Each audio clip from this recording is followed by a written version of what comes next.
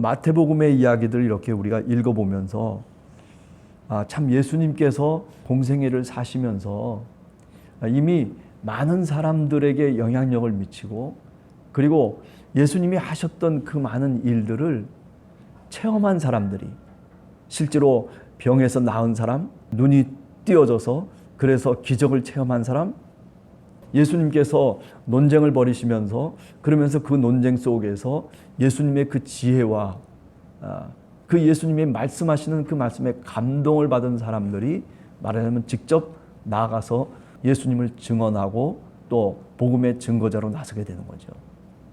그러니까 물론 제자를 뽑아서 그래서 제자에게 사명을 맡기시는 것도 공식적인 활동 가운데 하나지만은 그러나 비공식적으로 보면 오히려 많은 사람들이 예수님을 따라다니던 사람들이 예수님의 그 모습과 그 능력과 그 인격에 감동이 되어져서 그래서 자발적으로 그죠?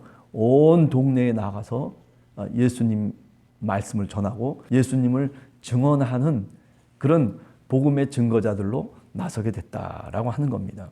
오늘 또 32절 이하에 보면 귀신이 들려서 말을 못하는 한 사람이 있는데 그런데 예수님의 능력으로 그가 귀신이 쫓겨나가고 그리고 말을 할 수 있게 됐다는 거죠. 그랬더니 많은 사람들이 33절에 보면 놀랍게 여기면서 그러면서 이스라엘 가운데서 이런 일을 본 적이 없다. 구약 성경을 쫙 찾아보니까 정말 이런 일은 없었던 것 같아요. 그죠? 소경인 채로 뭐 살아가는 그런 모습들은 나타나도 소경이 예를 들어서 눈을 뜨는 또는 말 못하는 사람이 말을 하는 그런 일들이 구약 성경에 눈 씻고 찾아봐도 그런 일은 없더라는 거죠. 여러분들 한번 찾아보세요. 진짜 있나? 없어요. 그러니까 모든 사람들이 놀라는 거죠. 세상에 이런 일이 있을 수 있나? 그러니까 예수님께서 그런 놀라운 기적과 능력을 행하셨던 그분이 바로 우리의 주님이시다라고 하는 거죠. 그런데 무리들은 그런 반응을 일으키는데 놀랍고 그리고 감격스럽고 감동하는 그런 반응을 일으키는 데 반해서 34절에 보면 바리새인들은 이르되 뭐라고 합니까? 그가 귀신의 왕을 의지하여 귀신을 쫓아낸다 하더라. 어떤 사람이 행하는 그 행동에 대해서 이미 선입견을 갖고 있는 거죠.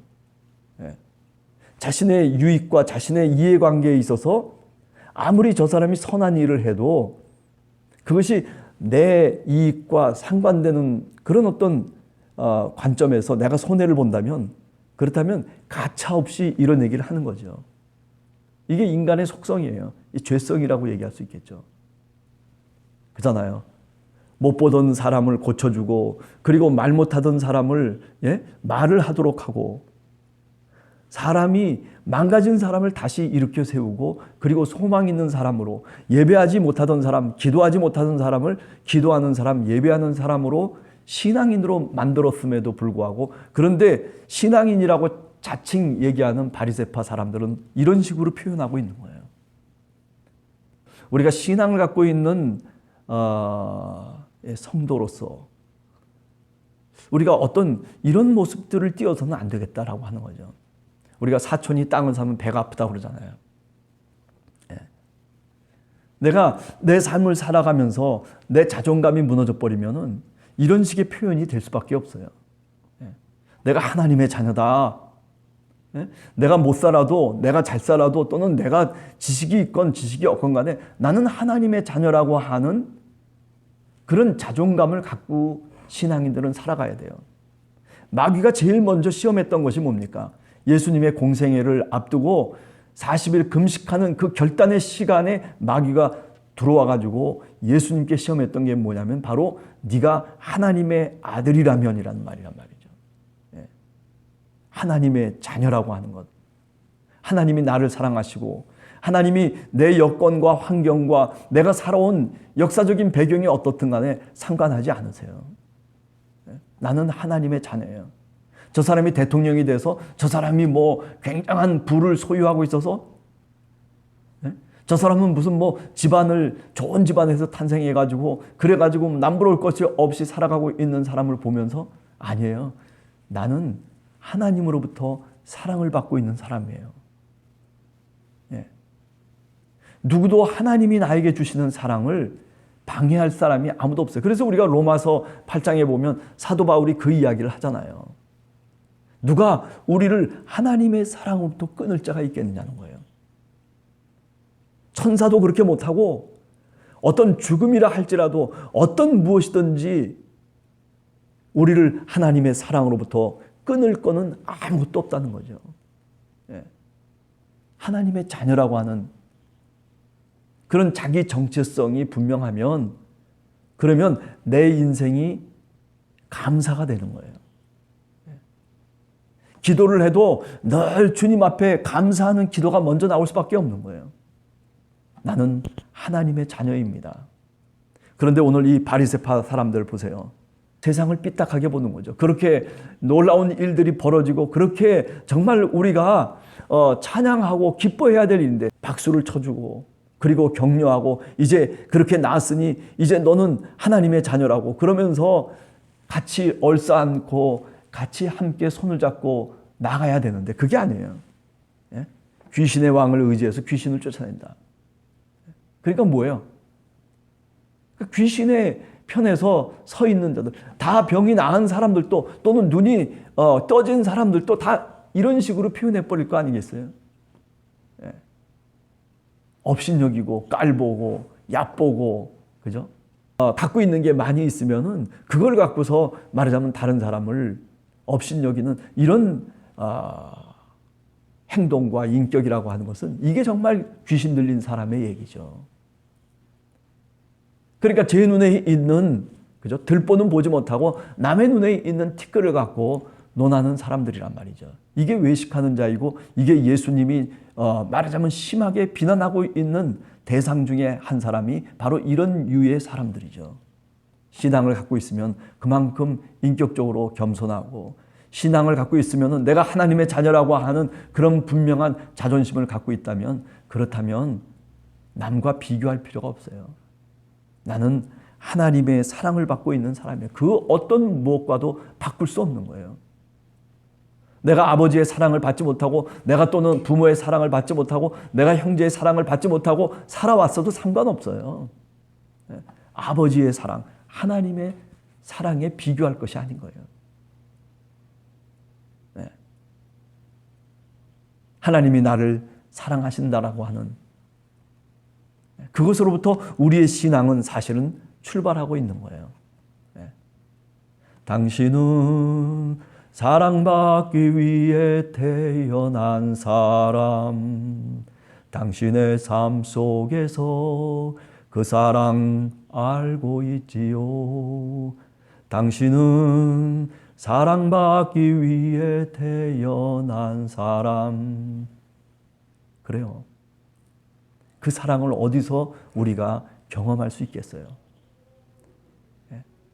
예수 그리스도의 그 사랑을 우리가 어떻게 보답할 수 있겠어요?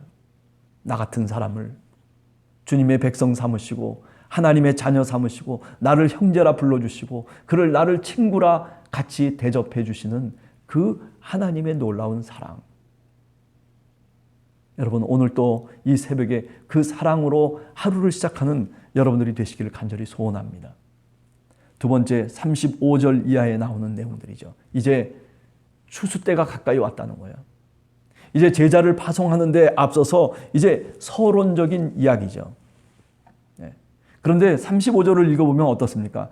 예수께서 모든 도시와 마을을 두루 다니사 그들의 회당에서 가르치셨다. 그들의 회당을 뭐라고 얘기했죠? 왜 하필이면은 그들의 회당이라고 그랬어요? 저들의 회당. 지금 이 마태복음의 상황은 어떤 상황이냐면 예수님의 시대가 지나갔어요. 그래서 마태복음을 쓸 당시의 상황은 뭐냐면은 지금 그들의 회당, 저 바리새파 사람들의 회당 또는 저 유대교의 회당과 지금 기독교회가 맞서고 있는 상태예요. 아니 많은 사람들이 회당에서 쫓겨나가지고 한두 사람이 모여서 기도를 하고 한두 사람이 하나님 이름으로 예수 그리스도의 이름으로 복음을 증거하는 가정교회죠.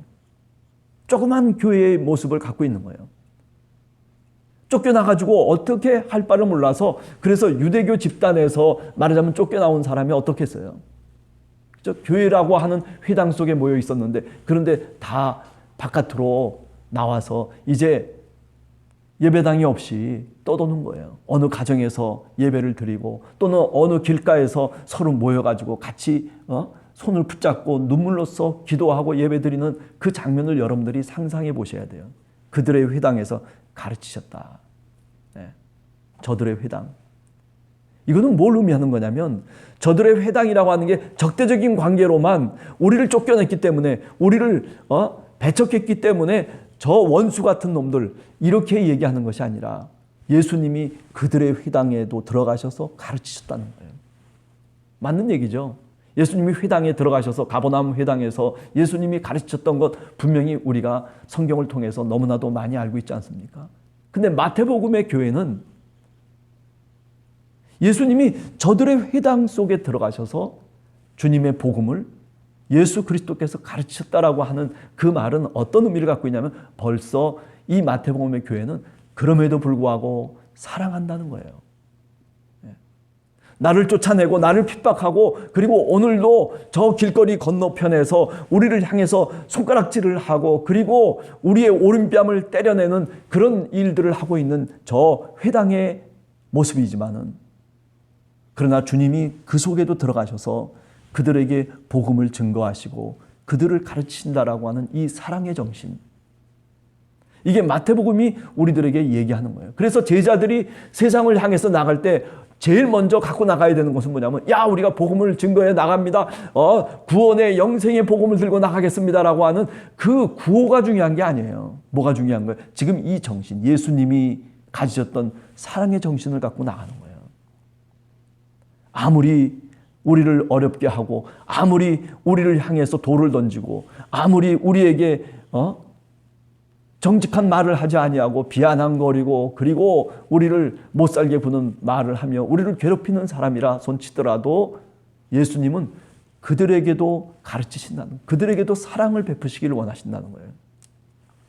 그게 오늘 여기 그들의 회당에서 가르치셨다. 뭘 가르치셨어요? 천국 복음을 가르치셨어요. 그리고 모든 병과 모든 약한 것을 고쳐주셨어요. 이게 하나님의 보편적인 사랑이죠. 어느 한 사람만 지목해서 내가 예수를 믿으니까 나만 사랑하시고, 그리고 다른 사람들은 사랑 안 한다? 아니죠. 오히려 하나님을 모르고 예수 그리스도를 모르는 저 사람들을 오히려 더 주님은 사랑하시기를 원하시겠죠. 아니, 그 마음이 바로 누구의 마음이냐면 마태복음의 마음이에요. 주여 사랑해 주시옵소서. 아직도 주님을 모르고, 아직도 천국의 복음을 깨우치지 못하고, 아직도 예수 그리스도가 누구인지를 모르며, 그리고 방황하고 있는 어둠 속에 있는 저 사람들을 주여, 저 불쌍한 사람들을 긍휼히 여겨 주시옵소서. 그게 바로 36절에 나오는 거예요. 무리를 보시고 불쌍히 여기시니. 그죠? 많은 무리들을 보면서 예수님은 불쌍히 여기셨어요. 긍휼히 여기셨어요. 우리가 하나님의 자녀라고 하는 그런 분명한 자존감을 갖고 있으면 많은 사람들에게 대해서 이렇게 긍휼한 마음을 가질 수가 있어요. 다른 사람을 긍휼히 여기면 하나님께서 우리를 역시 긍휼히 여기시는 겁니다.